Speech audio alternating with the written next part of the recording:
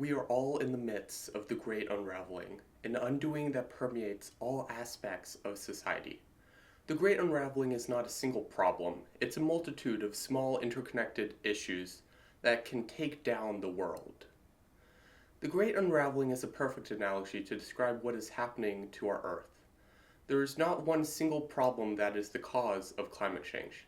Everything on Earth is interconnected, and because of that, it requires a complete shift in our current economic system and how we live our lives. But of course, this would affect everyone differently, which is why the Great Unraveling is such a great analogy. The Earth, just like a rug, can only handle so much unraveling before it is not salvageable. We as humans are currently pulling on too many of these strings, each affecting one aspect of society, but are all interconnected. We touched on many of these in class, but here are my opinions on a couple. Starting with climate change, our most recent unit. Switching to green and clean energy is a priority but not a necessity for me. I understand the costs and benefits of both fossil fuel and green energy sources. Achieving a carbon neutral grid by switching from fossil fuels to green energy would require an immense amount of energy.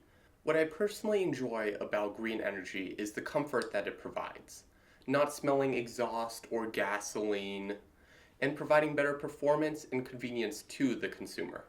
Having a school that prioritizes sustainability was an important aspect when I was looking at different colleges, and it stemmed from my passion of preserving the outdoors. This passion originated during summer spent at an outdoor adventure camp where I spent the days rock climbing and kayaking in the James River, and where counselors were not afraid to teach campers the value of the outdoors and the importance of getting your hands dirty. In Virginia, we have outdoor spaces, but we also have a problem with the way our electrical grid is set up. One company, Dominion Energy, holds almost a monopoly over electricity distribution in the state of Virginia. Learning about Dominion's monopoly is what encouraged me in part to write my drawdown paper on grid flexibility. I wanted to find out a better way to manage the grid and how the grid can be more flexible for the consumer in a sustainable way. My goal is to see a world where I don't have to worry about climate change, and where we can live in harmony with Mother Nature, and where I can share my love of the outdoors with the next generation. However, we as consumers don't have much of an impact on the climate. It is the megacorporations that hold the most influence in how we respond to the climate crisis.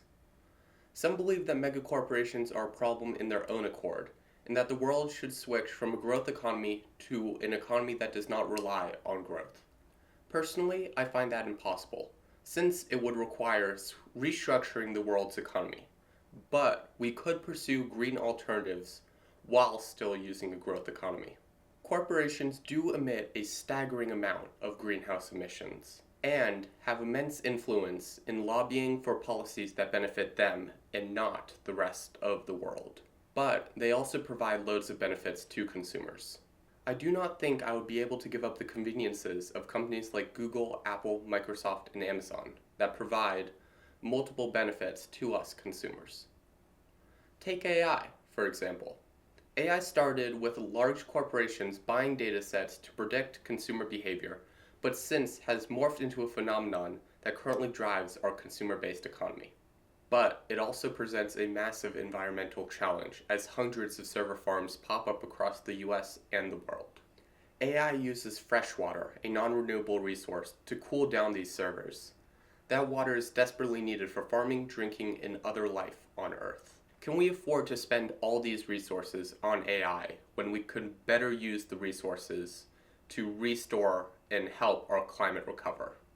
AI also requires immense amount of energy to both run the servers and cool the water. This exponential demand on the energy grid is very likely unsustainable in the future. But how can we stop this? AI isn't just a kid using ChatGPT to help write a paper.